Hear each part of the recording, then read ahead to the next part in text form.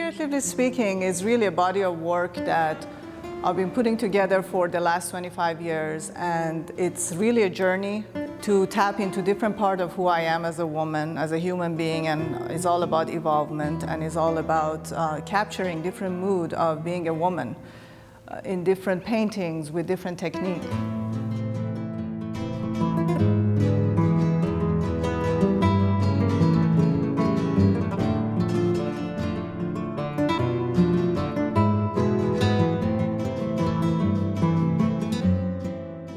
These pieces are all called inner vibrations, and they are very vivid and they are very energized, and this is how I feel a lot of times when I paint.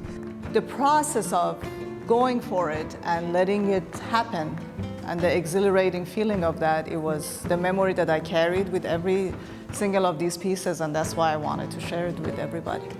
What you see is mostly the texture and the color, but what goes under all this is what gives this the dimension that it does.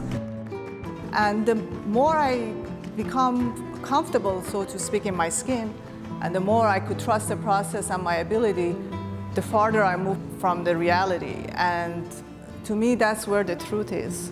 Not to be exactly what you see, but your interpretation and your own outlook about things.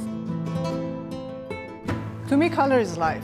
If you look at nature, everything has a color. It's a universal language. Even music has color. Color is very scientific. There is nothing hidden about it. It's a very scientific approach. But once you really know it, you can throw it away, and it's kind of creating a dissonance sometimes in music, where you know where your harmonies are, and then you can go away from it and still is pleasing to the ear. It's the same thing with art. You can put colors that are unpredictable, but it still works.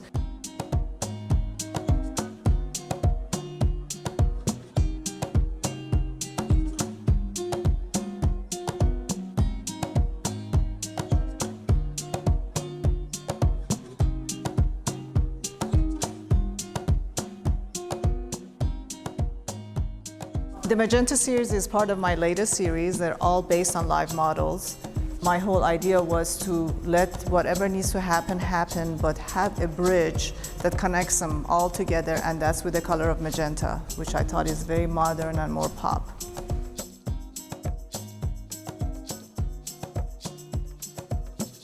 You have to work from the moment. Painting from live models, you also have to tune into the energy of the model, but also the painting would dictate to me where it's gonna go. It's really this act of surrender to the painting. Every experience builds on itself.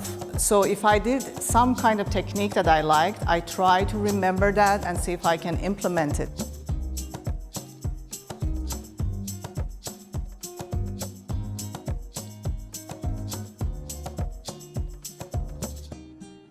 I was experimenting a lot with pouring technique, but in a controlled way. It's always a fine line, so you have to have some kind of control in the process. And it was really a balance between the control and then letting go. We all forget.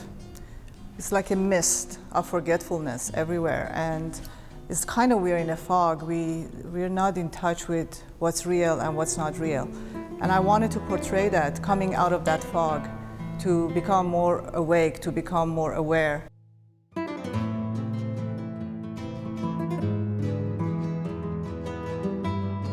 I thought, okay, what do I want to wear a lot of times? Do I want something comfortable? Do I want something fun? Do I want something fashionable?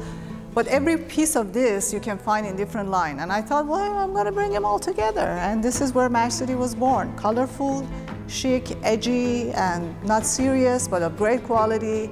And you feel good, and you, not over the top, but at the same time, not ordinary. You know, it's so fulfilling to see total strangers stop me on the street and say, oh, where do you get that from? This is so cool. Everybody wants to be happy. And I think this line brings a lot of happiness to people.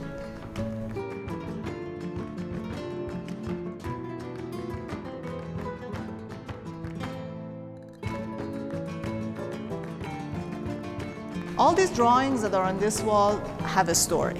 Every one of them has some kind of memory, so they're very alive. When I look at them, it's more than just a painting, it's a moment in time that I captured.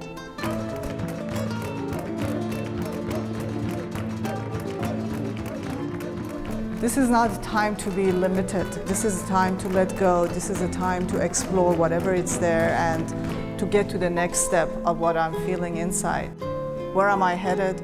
Where am I going? How I'm living my life to evolve and get to that flow of consciousness and to get into that place of silence.